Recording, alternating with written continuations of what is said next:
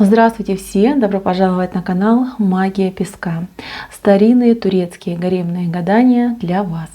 Дорогие зрители, гости канала, не забывайте подписываться, нажимайте на колокольчик и получайте уведомления о новых видео. Заранее огромное спасибо за ваши лайки под видео и за ваши хорошие добрые комментарии. Тема сегодняшнего гадания звучит так. Что он хотел бы вам сказать прямо сейчас, прямо в эту минуту? И что новое вы скоро о нем узнаете? Пожалуйста, подумайте о любимом человеке, либо о том, кто вам интересен, кто вам нравится, кто в вашей светлой головушке. Вспомните этого человека, его глаза, его голос, его улыбку. Несколько раз позовите этого человека вслух, либо про себя. Вы должны почувствовать, что он рядом. Надеюсь, вы настроились. Я убираю Назар. Прошу высшей силы дать мне возможность ответить на все ваши вопросы и послать для вас только самую важную, самую нужную и самую полезную информацию. Итак, давайте же посмотрим, что мужчина желает вам сказать прямо сейчас, прямо в эту самую минуту просмотра этого видео. Так, ну у мужчины, конечно, тут накопилось чего сказать. Я не знаю, то ли вы на расстоянии, то ли давно вы не общались, то ли вы, может быть, в паузе, либо в каком-то таком состоянии, когда общение прервано, либо общение оно несостоятельно, да, когда люди вот только в самом начале отношений, да, стесняются друг друга, какие-то вещи им кажутся запретными. Так вот, у мужчины очень много всего накопилось. Здесь я вижу как признание, так и претензии, да, мои дорогие, у него уже к вам есть претензии. Так, чего касаются претензий? Давайте с плохого начнем, да? Во-первых, ему не нравится ваше окружение, ему не нравятся те люди, которые находятся сзади вас. Ваши, может быть, подруги, ваши друзья, ваши коллеги, родители тоже может быть. Ему почему-то кажется, что на вас люди дурно влияют, что вы слушаете всех подряд, кроме него.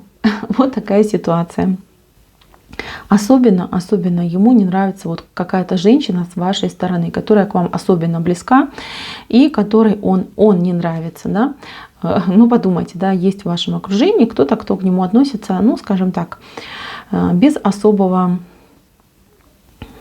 энтузиазма, да, по-хорошему скажем, уйдем от плохих слов. Так, здесь я вижу, что ему не нравится, что у вас, смотрите, здесь буква Я, видите? Он считает, что вы немножечко, как бы это правильно сказать,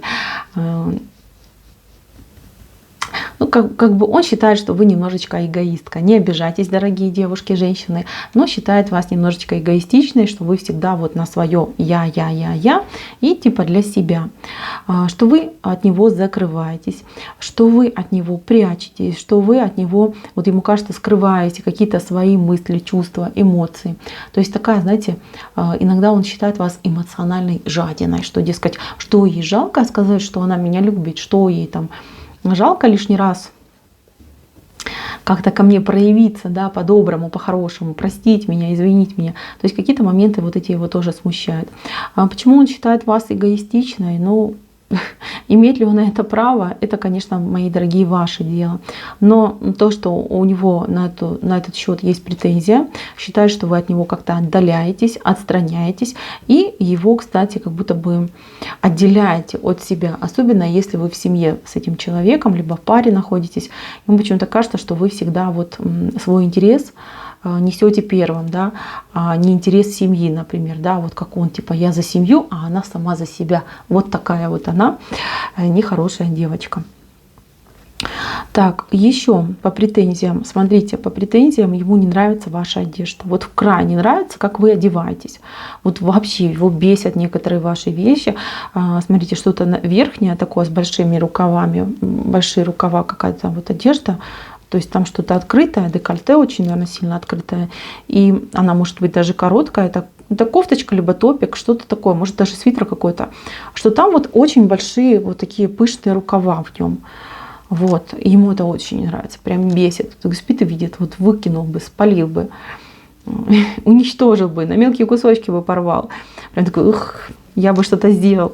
И ему не нравятся ваши какие-то брюки, что ли, не знаю, то ли юбка какая-то. То есть что-то вот нижняя часть. Я честно не пойму, тут вот как идет как брюки, да, отдельно, и отдельно как юбка идет. То есть может у кого-то брюки, у кого-то юбка.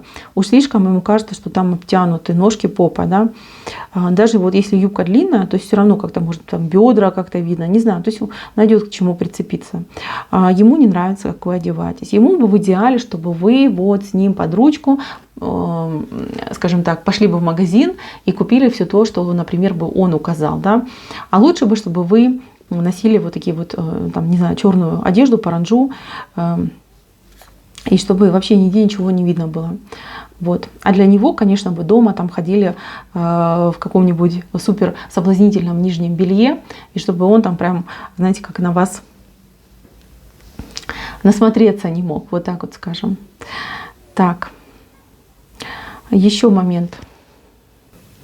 Тут идет какая-то ваша несговорчивость. То есть вы, на его взгляд, да, вот когда он с вами там общается, вы как-то слишком резко реагируете на какие-то его, не знаю, слова, просьбы, предложения. То есть вот он лишний раз даже боится что-то сказать, потому что сразу вот ему прилетает таким огромным мечом по попе. Тик, и все. И он такой думает, вот, блин, не угадал, да? Надо было по-другому, с другой стороны зайти. То есть ему это тоже не нравится. Считает, что вы слишком резкая в суждениях, резкая в словах. И вот, кстати, говорит, ранит меня словами. Чем-то вы его задеваете и обижаете. Ему это тоже не нравится. Говорит, я так не хочу. Нет, не хочу. Я ее не понимаю. Вот, я ее вообще не понимаю. То она классная, то она самая лучшая, прекрасная, то она ледышка, холодная, обидчивая, сама на себе, на уме.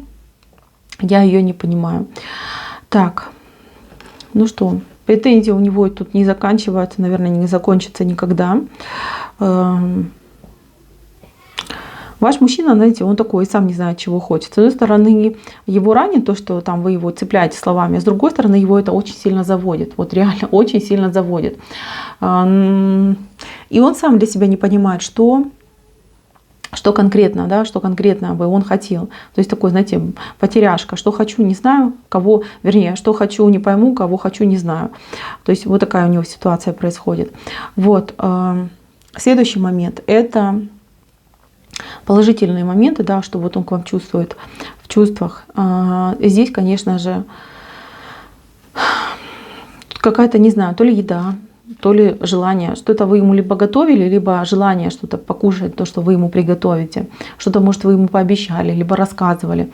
Либо, может, рассказывали, что вот моя мама знает какой-то там супер рецепт, а он вам говорил, ну, приготовь мне, я попробую.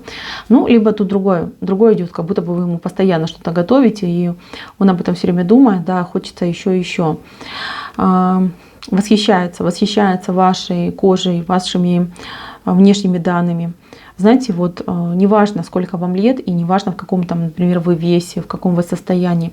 Для мужчины, для этого, которого вы загадали, вы, ну, просто самое прекрасное, самое идеальное, вы у него, понимаете, на пьедестале просто сидите, такой, знаете, полный ковшик. Ковшик полный, это значит, что вы, ну, просто переполняете его эмоциями и чувствами, и более, скажем так, идеальных женщин, например, он не встречал, ему и не надо. Вот. У вас все сосредоточилось, все, что ему нужно, все, что ему нравится. Так, тут еще момент такой, что вот как-то, не знаю, голос ваш ему очень нравится. То есть вы умеете выбрать какую-то интонацию, какую-то тембр вашего голоса, как вот он, знаете, сравнивает с каким-то колокольчиком, да, вот какой-то божественный звук. Так прям может для себя и говорить, божественный звук. Вот, ему очень нравится. Смотрите, если у вас есть дети с тем человеком, то он видит в детях вас. Может быть похожи внешне, а может быть по характеру какие-то проявления. Ему так это нравится, его так это умиляет. Прям, знаете, говорит: Господи, ну как хорошо, что именно эту женщину я встретила, что именно эта женщина родила мне деток. Если деток у вас нету вдвоем, то, конечно, бы мечтал, чтобы был ребенок с вашими какими-то либо внешними данными, либо с характеристиками вашими. Так. А здесь мужчина еще очень сильно восхищается вашей вот какой-то жизненной историей, да, вот как вы там в жизни, может там детство какое-то сложное было, либо какие-то сложные проблемы, как вы решали. То есть он вас считает где-то в глубине души какой-то прям амазонкой, которая может практически все, да, и ничего не боится, никого не боится, идет к своей цели, то есть не сломать, не согнуть. А еще этот мужчина, ну, постоянно вами грезит, то есть у него какие-то есть мечты, хотел бы что-то для вас сделать, но у него сейчас то ли нету возможности, то ли денег не хватает, то ли реально возможности нет. Вообще-то ему хочется куда-то с вами уехать и прям уединиться, чтобы были вы вдвоем, только он и вы, и знаете, как бы, чтобы никто не мешался, и сожалеет, что такой возможности нет. Вот реально нет. Он хотел бы вам предложить, да возможности нету. Надеется, что скоро все поменяется и будет такая возможность, что вы сможете вдвоем провести хорошо время. Так, еще у него есть, не знаю, то ли знакомые, то ли приятели, которых бы он хотел, там, не знаю, в дом водить, либо с ними больше времени проводить, и чтобы вы их одобряли. Возможно, даже чтобы подружились с женами этих товарищей, приятелей.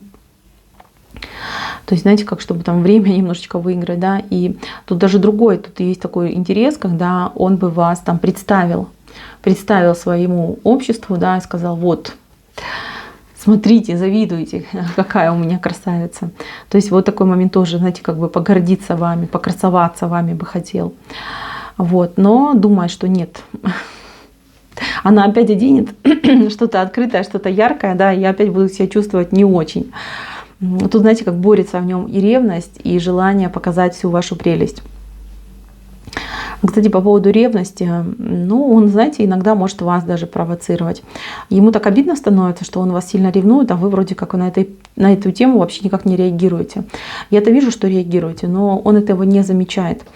И может вас действительно провоцировать. Вот будьте готовы к такому моменту, что мужчина может попровоцировать на ревность. Ну, ему, как бы, знаете, это как знак любви. Вот типа ревнует, значит, я ей нужен, значит, я ей дорог. Вот такое может быть.